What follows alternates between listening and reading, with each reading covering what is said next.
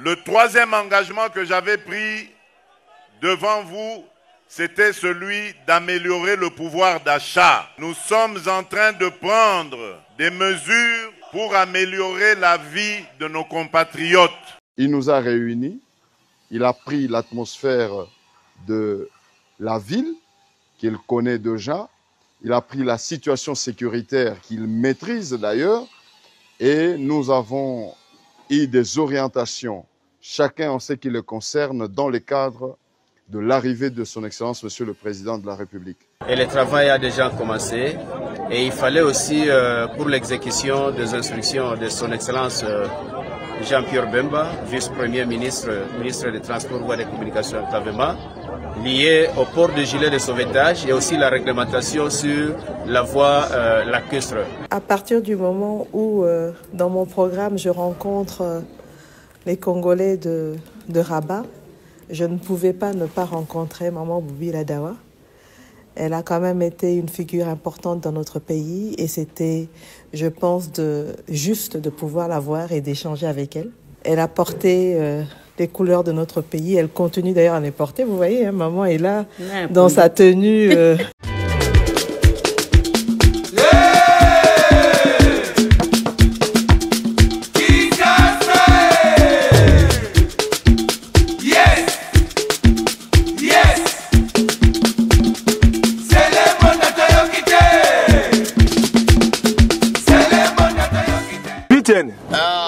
Omeli boni ne salio boy. Ah, na meli zododo. Omeli zododo putain. Na mela ngo. Omela ngo.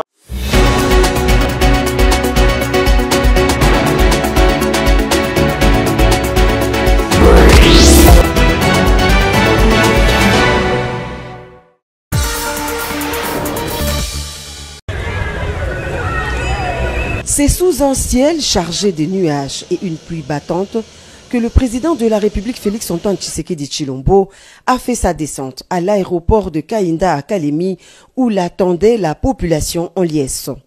Alors que les températures chutaient et que les vents frais s'intensifiaient, la population déterminée s'était mobilisée en masse pour accueillir son chef de l'État.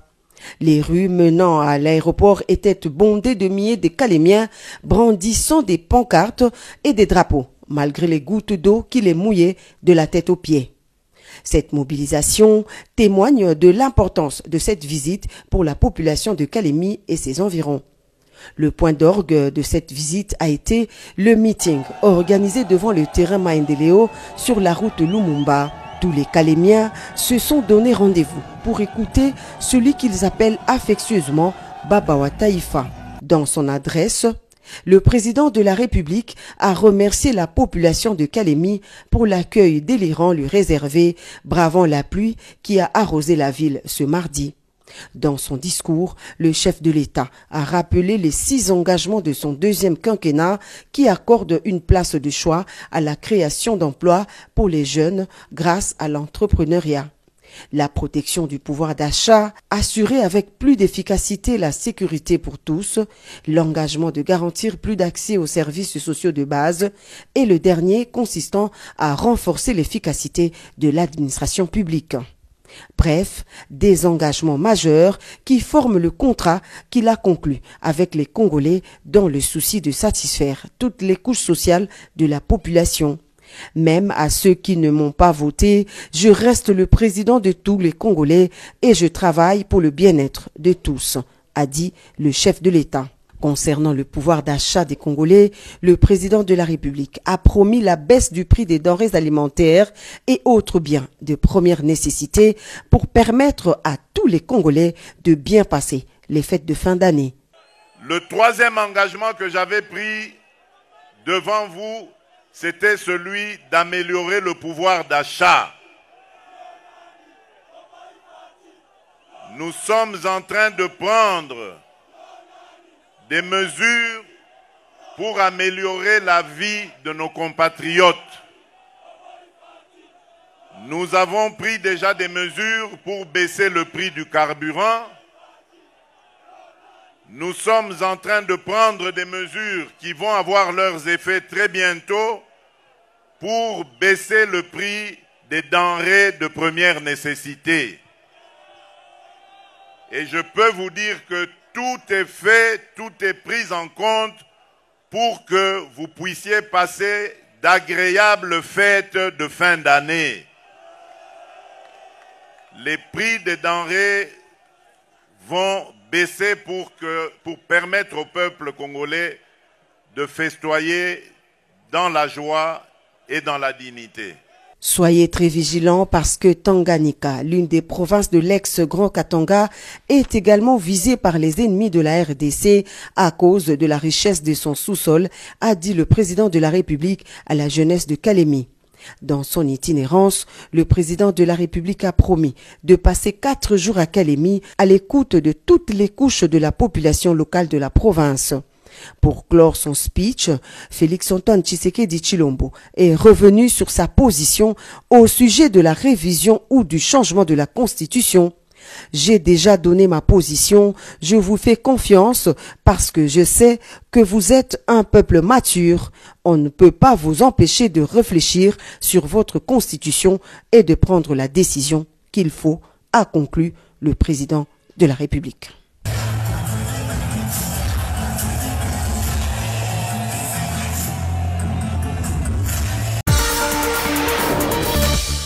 Dernière ligne droite dans les préparatifs de l'arrivée du président de la République ce mardi dans la ville de Kalemi, dans le Tanganyika, pour présider la 11e session de la conférence des gouverneurs. Tard dans la soirée de lundi 25 novembre, le vice-premier ministre, ministre de l'Intérieur, Sécurité, Décentralisation et Affaires coutumières, a présidé le conseil de sécurité de la province du Tanganyika. Au cours de cette réunion, Jacquemain Chabani Louko a donné les orientations claires et nettes pour la sécurisation et la mobilisation de l'accueil du président de la République, Félix-Antoine Tshisekedi Tshilombo, dès son arrivée ce mardi et pour le reste de son séjour dans le chef-lieu du Tanganyika. Le patron de la sécurité de la territoriale a également reçu le rapport détaillé sur les inondations dans le Tanganyika et la problématique de la prise en charge des sinistrés. Faisant d'une pierre deux coups, sur place au gouvernorat, le VPM Chabani Louko a inspecté les lieux qui va accueillir les participants à la 11e session de la conférence des chefs des exécutifs provinciaux de la RDC, question de s'imprégner de l'évolution des travaux d'aménagement de ce cadre. Il a eu les assurances sur la finition de ces travaux dans le délai. Jacquemain Chabani tient aussi à la mise en place de la logistique adéquate pour un séjour paisible et agréable du président de la République, des officiels et toutes les délégations, sans oublier la population de Kalemi, siège des institutions pour la circonstance. Il nous a réunis, il a pris l'atmosphère de la ville qu'il connaît déjà, il a pris la situation sécuritaire qu'il maîtrise d'ailleurs et nous avons eu des orientations, chacun en ce qui le concerne, dans le cadre de l'arrivée de son Excellence, Monsieur le Président de la République. Et donc nous sommes mobilisés comme cette population aussi qui est mobilisée à accueillir son Excellence, Monsieur le Président de la République.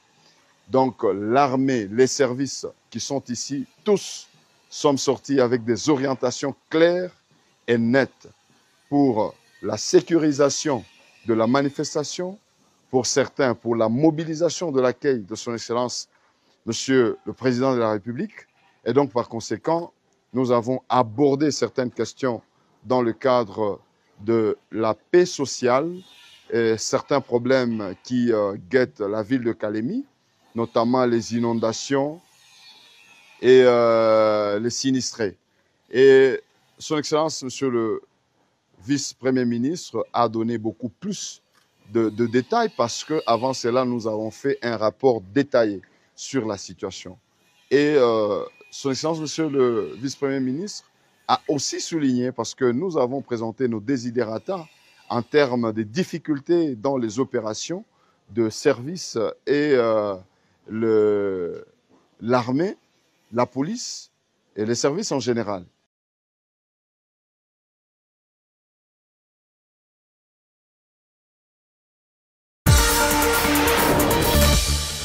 Les chefs des divisions provinciales des transports et voies des communications Nord Kivu, Patrick Emouindo Banyanga, était en visite au port de Kituku ce mardi 26 novembre 2024. Il a effectué cette descente pour plusieurs objectifs, notamment faire respecter la mesure du port obligatoire des gilets de sauvetage, l'hygiène et l'assainissement, la lutte contre les tracasseries et organiser l'évaluation des travaux communautaires au marché de Kituku. Le chef de division a déclaré vouloir suivre la vision du vice-premier ministre des Transports et Voies des Communications Jean-Pierre Bemba et les gouverneurs de la province du Nord Kivu pour améliorer les conditions de vie des voyageurs sur les eaux du lac Kivu. Je demandais à toutes les associations de manutentionnaires de procéder à la propriété du quai d'accostage à Kituku. Et le travail a déjà commencé. Et il fallait aussi, pour l'exécution des instructions de son Excellence Jean-Pierre Bemba, vice-premier ministre, ministre des Transports, Voies des Communications Tavema, lié au port de gilet de sauvetage et aussi la réglementation sur la voie lacustre. C'est pourquoi nous nous sommes retrouvés ici à Kituku et aussi entourés de cette masse pour essayer de les sensibiliser, pour essayer de le recadrer, en fait de pouvoir passer à l'exécution parce qu'il s'agit d'une tâche pour tout le monde.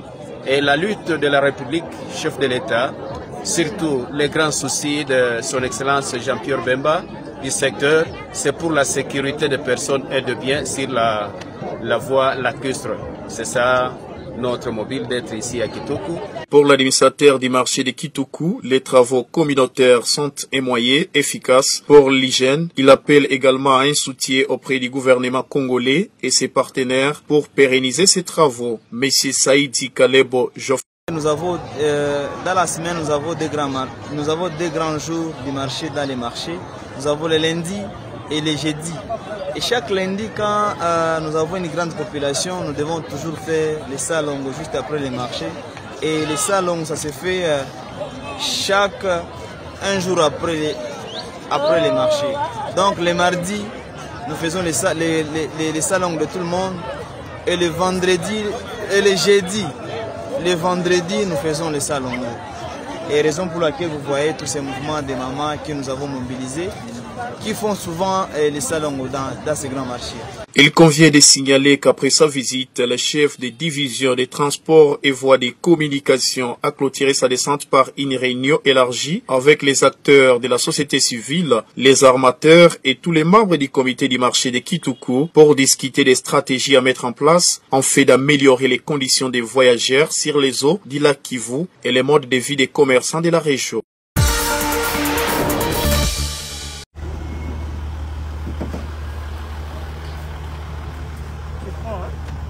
Après toutes ces audiences avec les autorités chérifiennes, la première ministre congolaise s'est rendue chez Mama Bobila Dawa, en visite privée, précisait-on avant la rencontre.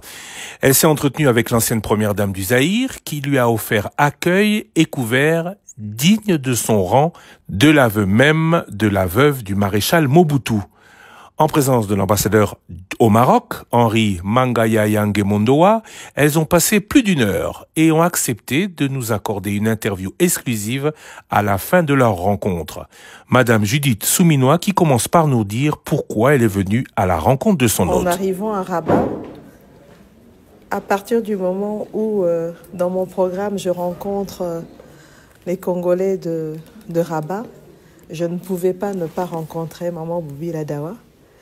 Elle a quand même été une figure importante dans notre pays et c'était, je pense, juste de pouvoir la voir et d'échanger avec elle. Elle a porté les couleurs de notre pays. Elle continue d'ailleurs à les porter. Vous voyez, hein, maman est là dans sa tenue congolaise, en pagne, etc. Et je pense que c'était important de pouvoir la rencontrer, d'échanger avec elle. Elle m'a donné des bons conseils en tant que maman. Et je pense que pour moi, c'était l'essentiel. Ma Bobi Omoni, maman a commis première ministre. Et Sengoto et Sengoté, et le koni no koloba. D'ailleurs, c'est na yebisaki yemoko. Nabita on a lundi na télévision te ba nommé premier ministre moi si na CPA ki koleka. Na on a CPA boité ba mususu nyonso to ba nomaka ba mibali na mona ka ezali normal. Maintenant ba nommé moi si na bita o motema na ngai lingi yangwana. Basi bande basimba kalibota.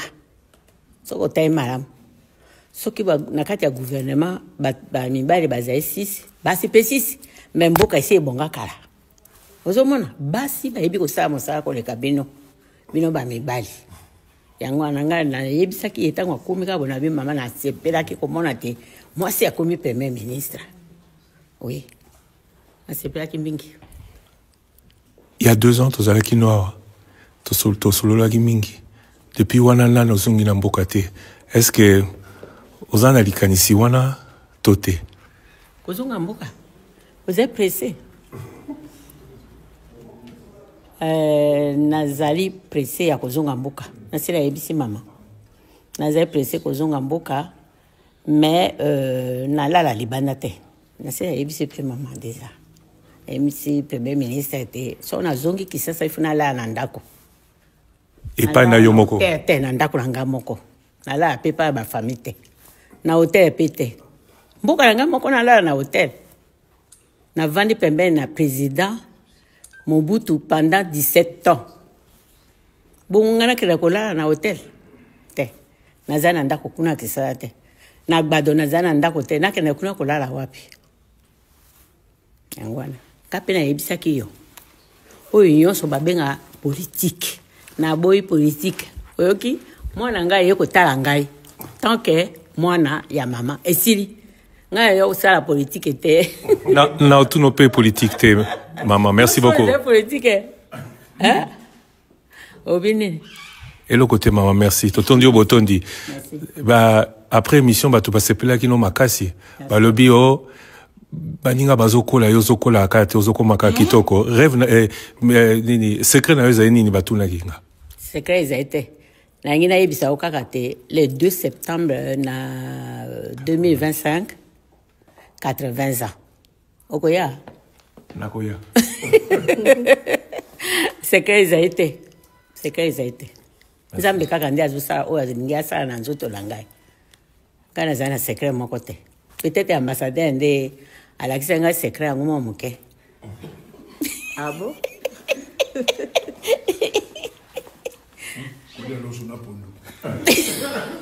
Merci maman. Merci. L'objectif de ces projets est de collecter les histoires, les besoins de femmes et jeunes filles déplacées, victimes de violences sexuelles, afin de produire un document de plaidoyer.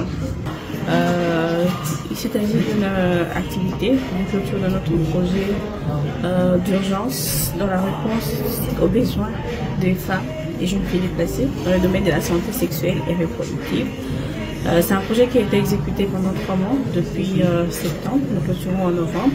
Il s'agit de recueillir, d'identifier les femmes victimes de violences sexuelles et également des femmes qui ont des besoins dans le domaine de la santé sexuelle et reproductive. Nous avons écrit leurs histoires pour m'aider à plaidoyer auprès des autorités locales, nationales, mais également auprès des organisations internationales pour que la note de plaidoyer puisse avoir des solutions. Nous avons présenté plusieurs recommandations de ces femmes. Nous avons dit qu'on a identifié plus de 5 femmes qui ont présenté des besoins d'accéder à l'avortement sécuritaire ou d'avortement médicalisé. Mais alors là, les organisations internationales qui interviennent dans ce secteur, dans le domaine, peuvent s'en charger pour essayer un peu d'apporter solution à toutes ces femmes qui ont été victimes de violences sexuelles et qui voudraient bien passer à l'avortement sécurisé. Et il y a eu plusieurs recommandations qu'on a mises dans notre note de plaidoyer, notamment renforcer le pouvoir économique de ces femmes victimes de violences sexuelles. En dépit de leur situation de déplacement, ce sont des femmes qui ont exprimé leurs besoins. C'est vrai qu'ils vivent dans ce camp, mais qui font de petits commerces. Et dans ce sens, ils nous ont dit qu'ils voudraient bien que leur pouvoir économique soit renforcé. Ça veut dire que toutes les organisations qui sont en train de nous suivre, tous les activistes, toutes les autorités peuvent intervenir dans ce secteur et pour essayer un peu d'apporter une aide à ces femmes et jeunes femmes déplacées qui sont victimes de violences sexuelles et qui sont dans le besoin.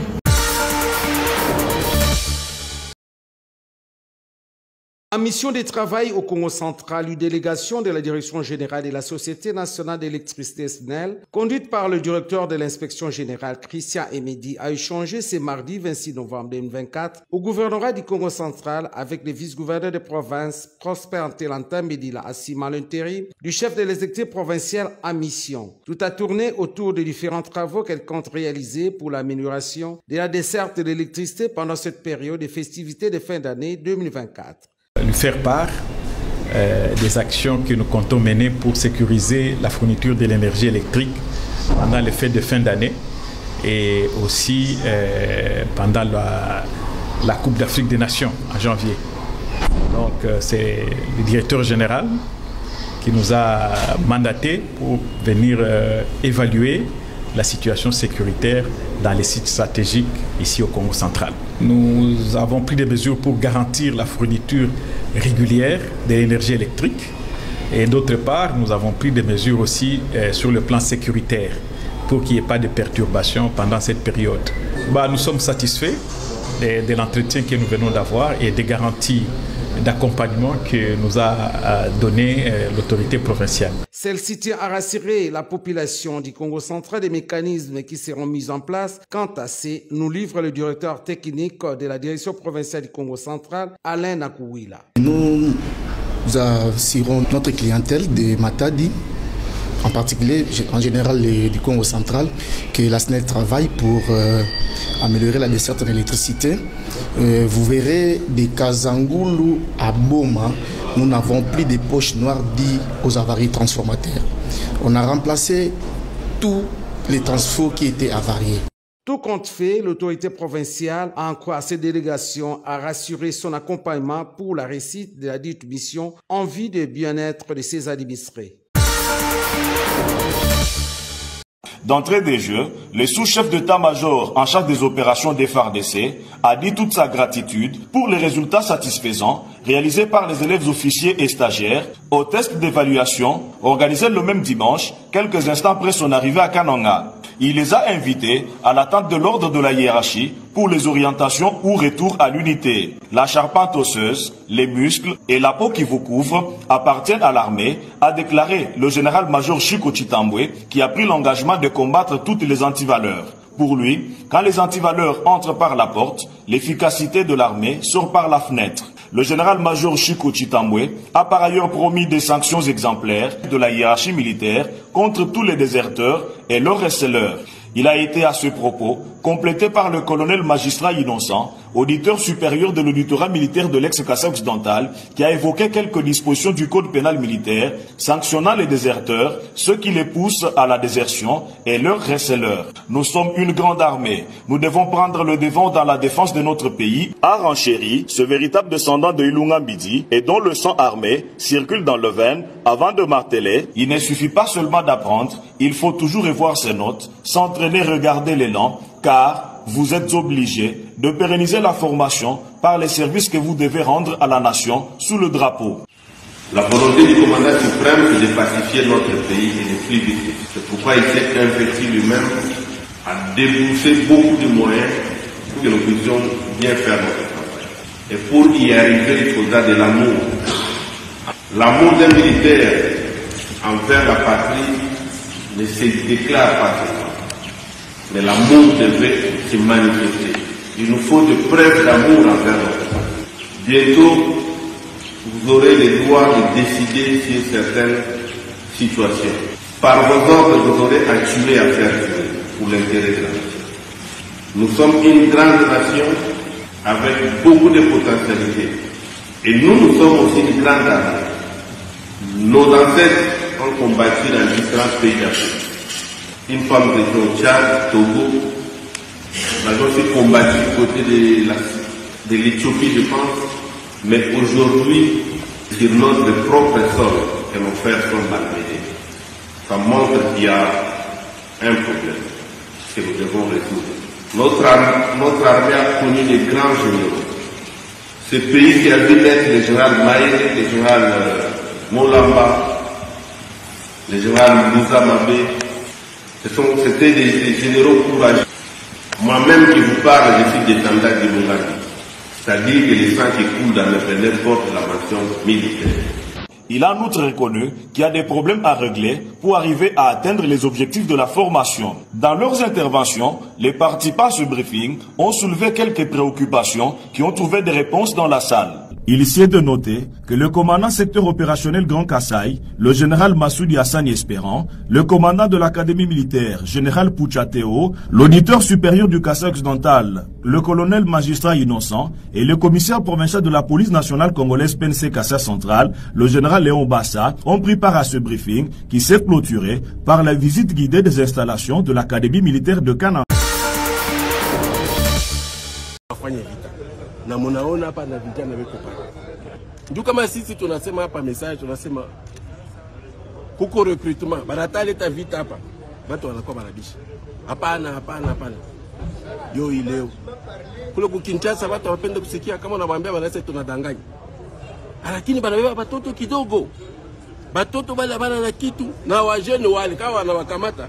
Anasema wanapenda. Ni njua anawadanganya. Oh, mko kabila yetu, oh, mtapata hivi. Watu hakuna hata mtu mmoja ule kwa responsible wa kusema atatumikisha akili yake. Hakuna.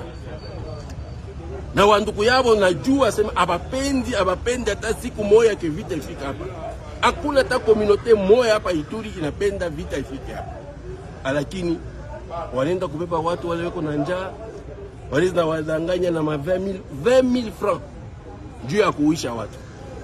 Sasa nipenda kuwaonesha hapa njuu Ituri mzima ijuu waseme vitu vya hivi viko napitikana na si wote tusimame juu vita shiku yako. Watu washeke mkichwa sasa ni mambo ya community. Hakuna mambo ya community. Ni mambo ya kwenda kubeba watu wale banapenda wapate kidogo cha kuweka kukinywa wakule, wao wanawadanganya, wanawapatia pesa kidogo. Mungu wako, Mungu anafanya kile wanawarudisha na tutayana mna tutafanya. Tunaomba Baituria bote watusikie, wasitike. Ni kweli pengine tufanye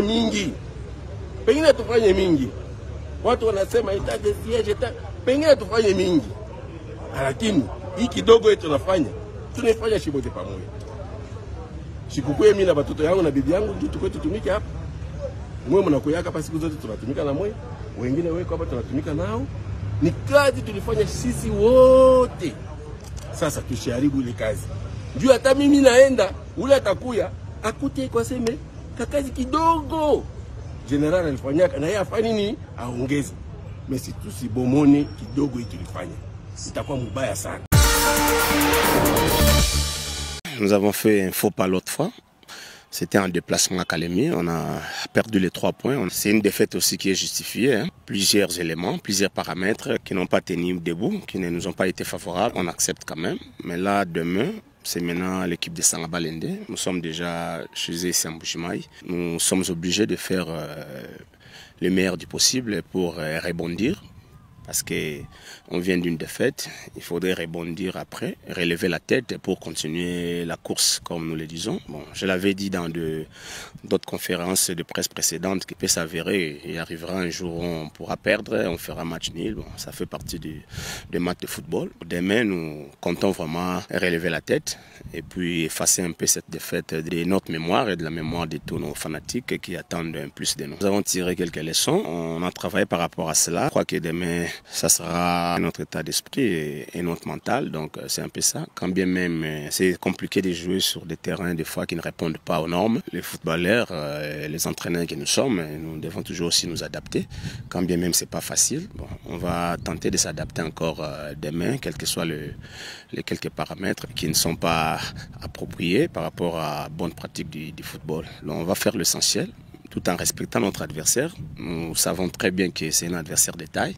Sangabalende a une histoire, c'est parmi les grandes équipes du pays, malgré que depuis un certain nombre d'années, ils sont en train de traverser un peu des moments très compliqués. Bon, ça arrive toujours, il y a des moments de flottement, des moments de difficultés. Après, il reste une grande équipe, ça reste une grande équipe, donc beaucoup de respect à Sangabalende. Et d'ailleurs, les résultats qu'ils ont jusqu'à-là enregistrés peuvent les démontrer. Bon, à domicile, ils n'ont perdu aucun match, si j'ai une bonne mémoire. Donc, vraiment, c'est une équipe à respecter et nous continuons à respecter ça en Balende et pour demain, que les meilleurs gagnent sur le terrain. Parce que les matchs de football restent une fête. Bonne nouvelle parce que ce sont des cadres, comme vous le savez, donc ce sont les deux cadres qui faisaient partie de nos 11 de départ. Donc, on n'est pas les avoir, c'est toujours aussi un manque à gagner, quand bien même ceux qui ont joué à leur place ont fait aussi le mieux. On fait le travail qu'ils pouvaient faire, donc c'est ça une équipe aussi. Donc les voir encore retourner dans notre effectif, ça nous fait plaisir, c'est ça une famille. On a besoin d'être ensemble et d'évoluer ensemble avec eux. Je crois qu'ils seront des grands apports par rapport au groupe. Oui, je crois d'ici peu de jours, quasiment, on pourra déjà quitter l'infirmerie pour rejoindre l'effectif. Ils n'ont qu'à nous soutenir de loin, je sais que la distance fait défaut. Nous sommes là comme leurs ambassadeurs, les joueurs sont là, les acteurs. Nous allons faire de notre mieux pour essayer de leur donner les meilleurs résultats possibles. Nous savons que l'autre fois, ils ont été déçus un peu de cette défaite. Ce n'est que normal, mais après, c'est une défaite, ça fait partie de notre parcours. Et demain, nous comptons faire mieux. C'est ça notre souhait, de pouvoir faire mieux pour relever encore la tête. Ce n'est que normal. Donc.